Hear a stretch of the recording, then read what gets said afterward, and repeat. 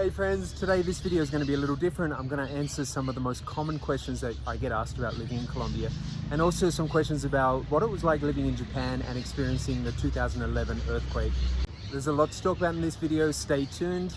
Let's get straight into it.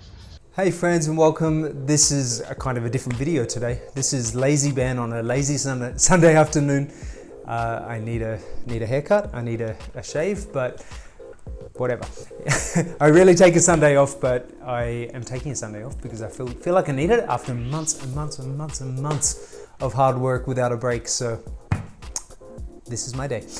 In this video, I'm actually going to be answering some of the most common questions that I get asked about living in Colombia, my life in Colombia, my life living abroad, and perhaps it'll be insightful. Maybe it will give you some tips or motivation or insight to what it's like living abroad. I live in Colombia, for those of you who don't know, in the city of Medellin, and I have been in Colombia now for 10 years, and I started in a city called Villavicencio, which is a small city in the closer to the center of Colombia, about 3 hours drive from Bogota, and now I'm living in Medellin. Okay, I'm going to start with the top questions that I get asked all the time, and can you guess what number one is? Number one would be, why Colombia? And if you're curious why Colombia, it was not on my radar when I came here 10 years ago. It wasn't even something I'd ever considered before because I didn't know anything about Colombia. I'm from Australia, on the other side of the world, very, very far away. So my knowledge of Colombia was very limited before I came. How did it happen? Well, before I came to Colombia, I was actually an English teacher in Japan, and I'd been working there from late 2009 to mid 2011. And I really enjoyed teaching. I thought it was a really great opportunity to be able to travel the world and to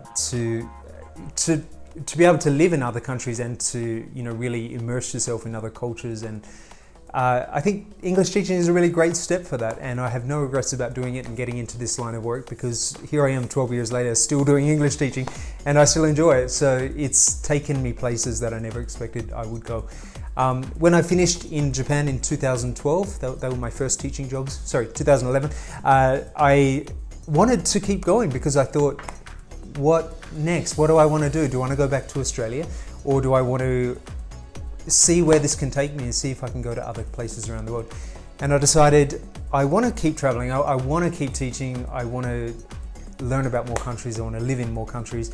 And an opportunity came up in Australia with a Colombian friend of mine who was in the process of starting a foundation here in Colombia.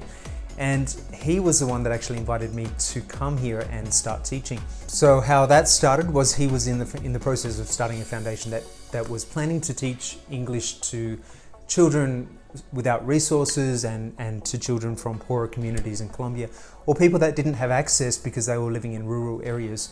They didn't have the access to learn English, and English is such an important subject to be learning in this day and age.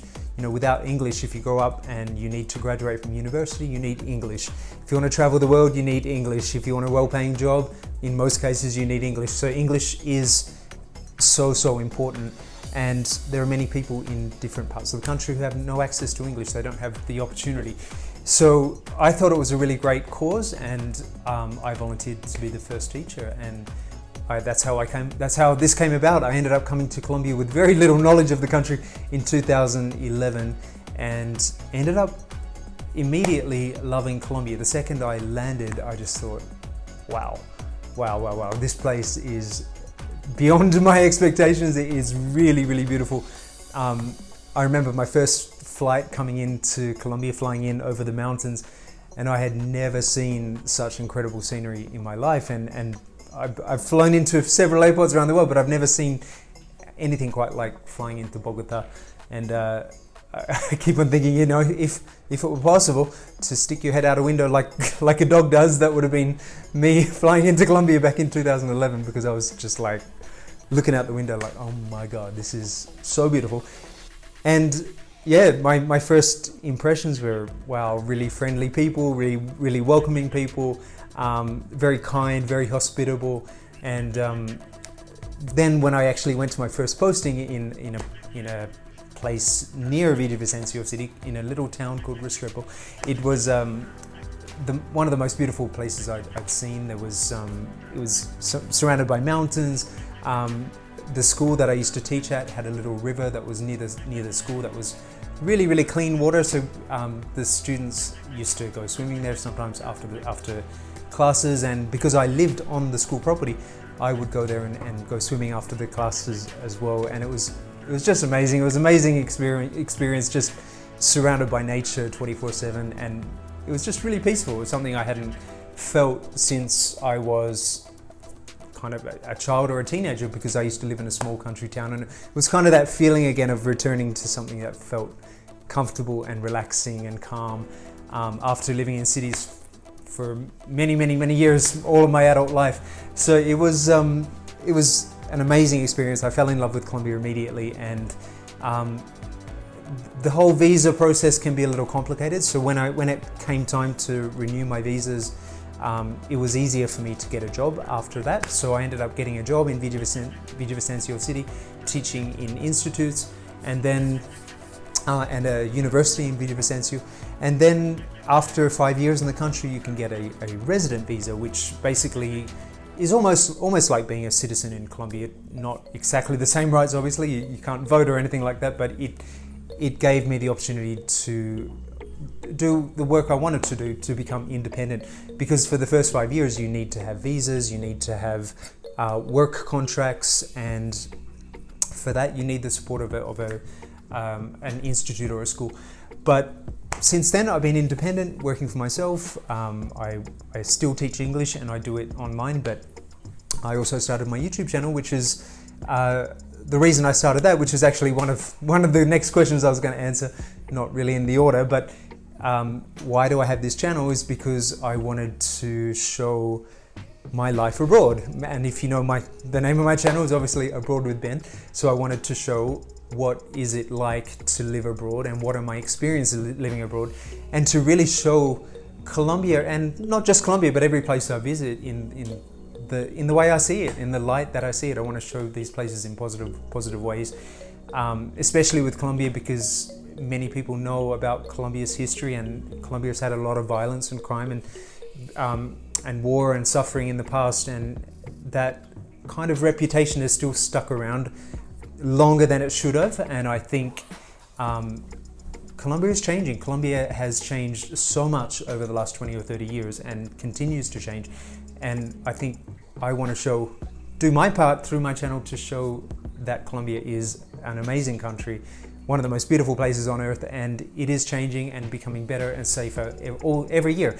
So I want to show you that yes, you can visit Colombia. Yes, it is safer than you would expect, and we'll talk about that more in a little while as well, about Colombia and safety. So the question I get from foreigners mostly would be, well, my friends on Facebook and my family and friends in Australia and other places. My question number 2, is Colombia safe? And of course, it's a complex question with a complex answer, because there is no yes or no. It's in between that. Of course, there is crime in every country, but Colombia has been becoming a safer country year after year after year. If you compare Colombia today to Colombia of the 1980s or Colombia of the 1990s, when there were cities like this city, Medellin, which was the #1 dangerous city in the world, the transformation from then to now is just unbelievable. This city nowadays is a modern city, it's a tourist city, it's beautiful, and it's a city that more and more people are visiting every year because it is amazing. Beautiful spring weather all year round. I have a bit of an obsession with Medellin, with Colombia in general, but I love Medellin because of the weather. I love the warm spring weather. It's never cold, it's never hot. It's pretty amazing. So is Colombia safe? Yes and no. In general, you know, every city in the world can be safe or it can be dangerous. In recent studies, there have been studies showing that Medellin is now much safer than many other cities around the world, including some cities in the United States and in Europe that are considered to be more dangerous now than here in Colombia. There are even other cities in Latin America that are considered to be more dangerous than Medellin. There are certainly places that can be dangerous and you would want to avoid, but in general, most I would say 95% of visitors or more that come to Colombia would have zero issues. They would feel safe, they would feel comfortable. They can travel to many places. Of course, you just have to be careful. You just have to be always aware of your surroundings. If you're in a public place, be aware that you're not showing off your belongings, like your expensive phone or lots of cash, things like that. But those tips apply to many cities around the world. So it's not just cities in Colombia. It's not Colombia. So is Colombia safe? Yes and no. It's generally safe if you are street smart, if you are careful, and if you have a bit of luck, I guess. That's that's the way it goes. My next question is actually a question that many Colombians ask me, and that is, what is my favorite place in Colombia and what is my favorite place around the world? It's a hard one to answer. I think to live, I do love Medellin because, as I said earlier, the weather is great. It's a friendly place. I'm pretty happy here. But when we're talking about tourist attractions, I would say one of the most impressive and one of the most beautiful, surprisingly beautiful places is a place called Guatapé, which I've made a video about in late 2020, and go check that out after this video. It's a spectacular place. I think it is just one of the most surprisingly beautiful and scenic places in the country. The views from the top of the big rock that you climb up there in Guatapé the views are incredible. It's amazing. That was really incredible. I think also Cartagena is a very, very interesting city because of its history. It has like an old city that is surrounded by a wall. It has a castle. It's very historic, and I think it has very, very hot weather. Very hot and humid weather. So it's very different to here in Medellin, but it's a really nice place to visit when you just want to get away from wherever you're living and just get some beach and some warm weather. But there are many beautiful places in Colombia. There are beautiful places in Bogota.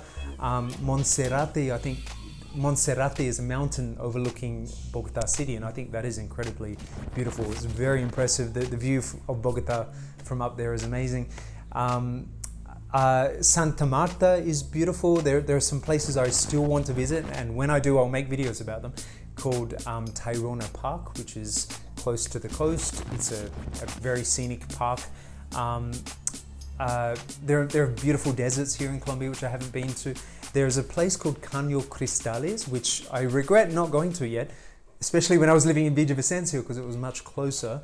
Caño Cristales I think it's called the River of Seven Colors. Correct me if I'm wrong, but it has different colors algae that grow in the water, and it is stunning. So Google Caño Cristales. I'm going to write the name on the screen, or have a look at some videos on YouTube. It's spectacular. I still haven't been there. I regret it, but I will go, and when I do go, of course I'm going to make videos. In Colombia, I think some of my favorite places, obviously Medellin, Cartagena, Guatapé, and I think those are my favorites at the moment. There are many, many more places I'm yet to explore, but I recently visited a town called Jardín, Antioquia, which I've made 2 videos about. Go check them out. And that was really impressive as well. That was a small little town about 3.5 hours from Medellin, and surrounded by nature, incredible waterfalls. That was really, really, really cool. So places like that are really kind of not big on the tourist map. You have to kind of know the local people to hear about them and learn about them. But it's worth asking around when you come to a place. Ask the locals, find out what they recommend. And Jardín was a place that I've heard pop up many, many times, and many locals have told me, you got to go check it out. And I'm so glad I did. It was incredible. As for international places, my other favorite countries in the world, and it's a really close tie. I can't even tell you which one I love more, but for different reasons. I equally love Japan, because I lived there, and I kind of have a deeper knowledge of Japan because I was there for a while, and I kind of understand the culture a bit better than the average tourist might. But Japan is incredible, beautiful, beautiful country. So fascinating. There's just so much to see and do there. It's the kind of place you can go back year after year after year for the rest of your life and you'd never see everything. There's just so much to see and do. It's incredible. I love Japan. I try to go back there as often as I can. And the other place I just am obsessed with is Thailand. I've been to Thailand so many times, I've lost count, but it's an incredible country. Everything you've heard about Thailand is true. It has everything. It has beautiful beaches. It has nice weather. If you don't like hot weather, maybe you're not going to like it. But I like the hot weather occasionally, so you can spend time on the beaches. It has islands. It has big cities. The incredible shopping. My favorite food on the planet is Thai food. It's an amazing place. Those are definitely my top countries outside of Colombia. The next question I get very frequently from Colombians is, what do you think of Colombian food? And it's not a question that I feel like I can give you a fair answer on, because I'm not criticizing Colombian food, but I don't eat meat. And here in Colombia, most dishes have meat. Latin America and Colombia are heavy meat eating cultures, so to find vegetarian restaurants is definitely possible. There are some really great ones here in Medellin and in other cities. And to be honest, some of the best vegetarian food I've had in my life has been at restaurants here in Medellin, so I was really surprised. But with fewer vegetarians than there are in Colombia than there are in other countries, it's harder to find those restaurants and it's not part of the culture. So I think Colombian food, from what I've tried, like vegetarian adaptations of typical Colombian foods, is very nice and it's very filling. Most Colombians don't like spices. You'll find that Colombian food is, for Western palate, might seem a little bland because Colombians don't like to put spices and herbs in their food. But that's a matter of personal preference. I'm not criticizing that, but I do love spicy food. So for me, I kind of miss that kind of food, which is why I go to Asian restaurants a lot here in Medellin, because I really love the spicy food. But in general, Colombian food is very popular in South America. It's not as spicy as you would find in somewhere like Mexico, which is highly spicy food, and apparently some of the best Latin American food is found in Peru, which is near Colombia, but I haven't tried that again, so check back in the future and I'll let you know what I think of Peruvian food if I can find somewhere that has some vegetarian options. So yeah, Colombian food's good, but I do love my spicy food and I miss it. The next question that is pretty common is like, what have been my best and worst travel experiences over the years? And I think, wow, the good ones, there are just so many. Like, I think my most memorable ones will be my first trips traveling alone by myself as an adult, and those were to Thailand. And it was so incredible because of the culture shock. I just thought, like, coming from Australia and then landing in somewhere like, my first destination by myself was Phuket, Thailand, which is an island at the south. The cultural shock is just instant from the second you arrive at the airport. The second you walk out of the airport, everything is kind of a shock. And that's a really cool thing, but you kind of have to prepare yourself and do a bit of reading to kind of prepare yourself for arriving in a country like Thailand, where everything is kind of a little overwhelming. When you get to the airport and you have people trying to get you into taxis and rush and trying to sell you things immediately, it's kind of a shock, but it's an eye-opener, you know. It really makes you think, wow, this is a world that I never knew existed. It's not something I imagined.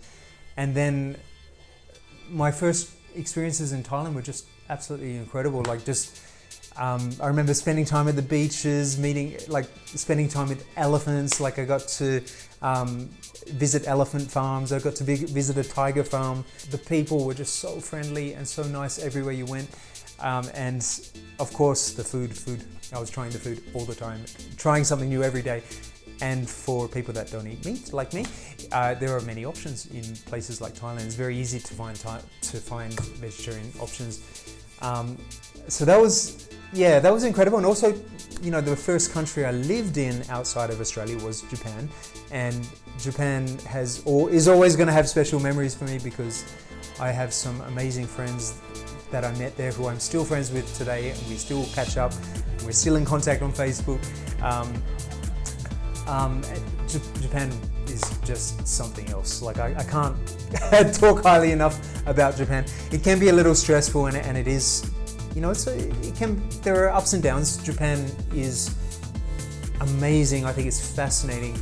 It's just an awesome country, but it can also be very stressful because the Japanese way of life is kind of high pressure, and everything has to be punctual and on time and fast paced, and if you're kind of a more relaxed person like me, that's a bit of a change. It feels like you feel the pressure after a while when you're living and working in Japan, but to go there just as a tourist is amazing.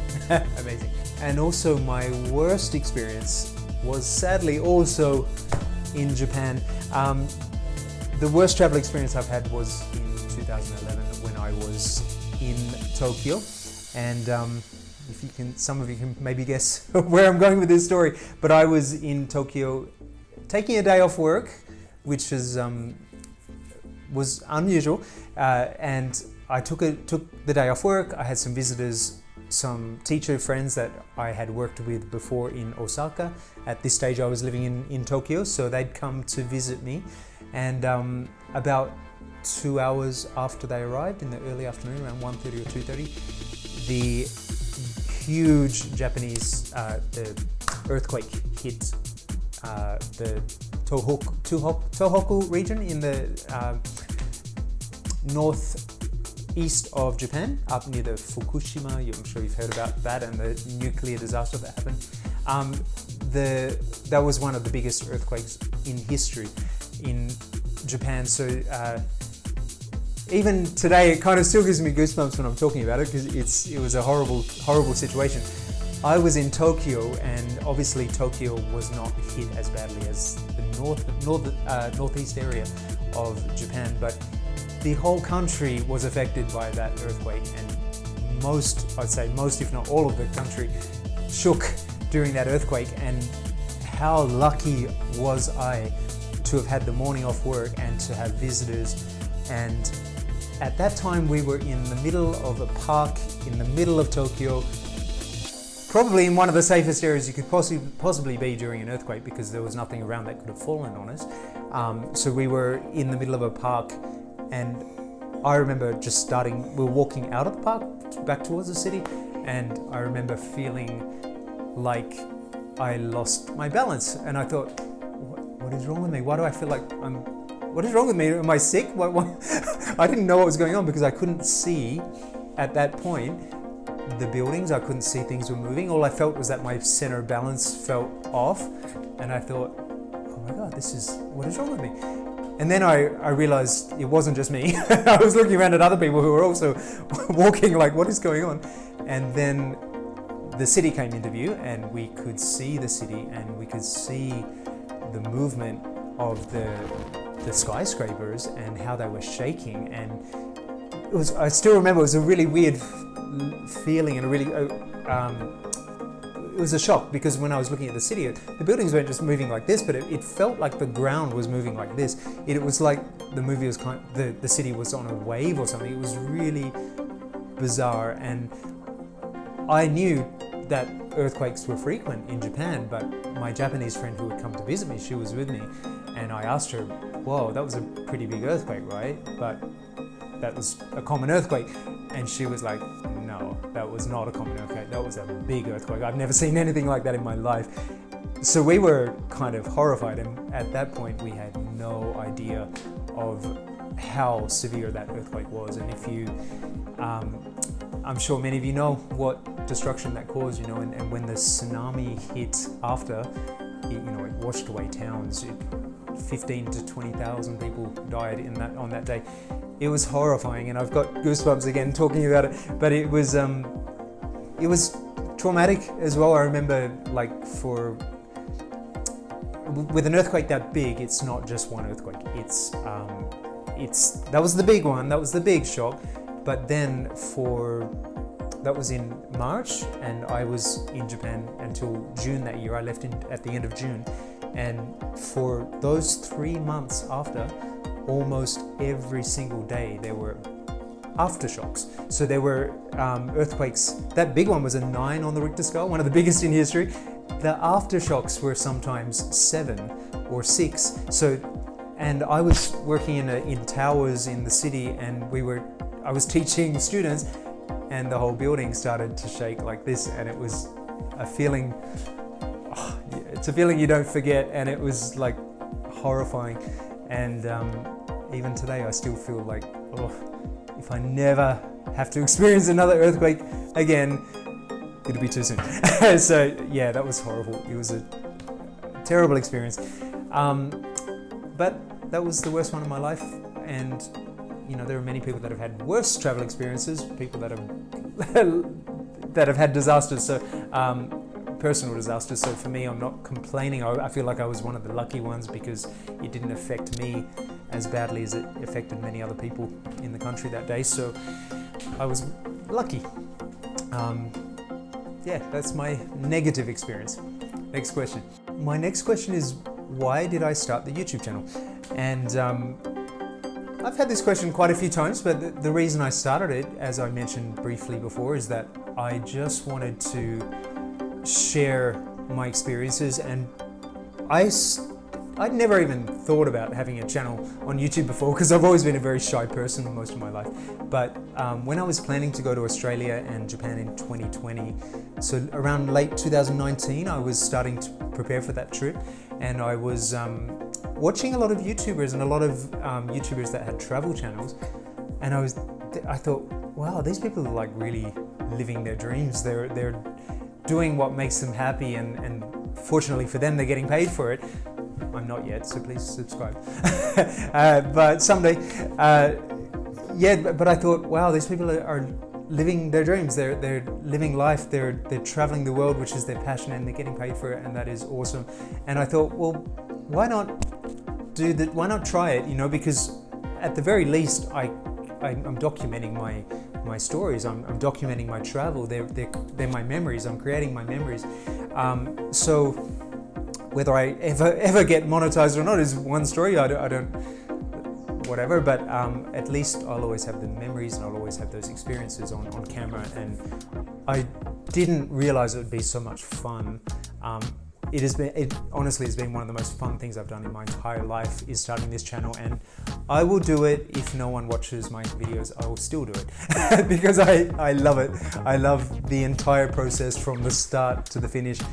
Maybe not the editing so much, but even the editing is good because it's part of creating the story, and it's fun. Editing can add a bit of extra magic to the story, but I love it, and I'm going to keep doing it, and I really hope that you love my stories, and I hope you can connect with me in a way, and that you will hit subscribe and follow me, and let me show you the world through my eyes.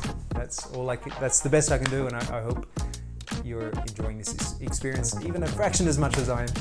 So that's why I started my channel.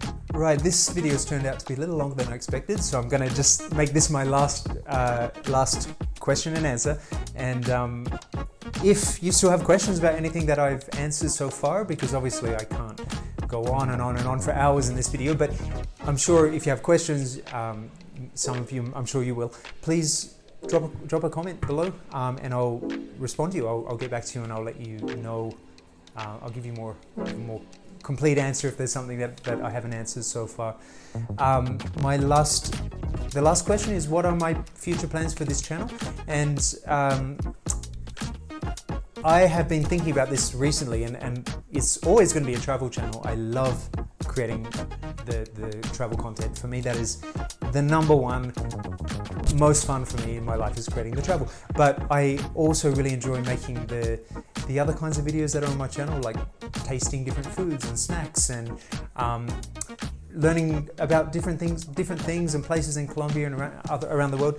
And so there will be lots of different content, but something that I want to start very soon is also people stories, I'm going to call it, because I want to start interviewing people that I feel have an interesting story.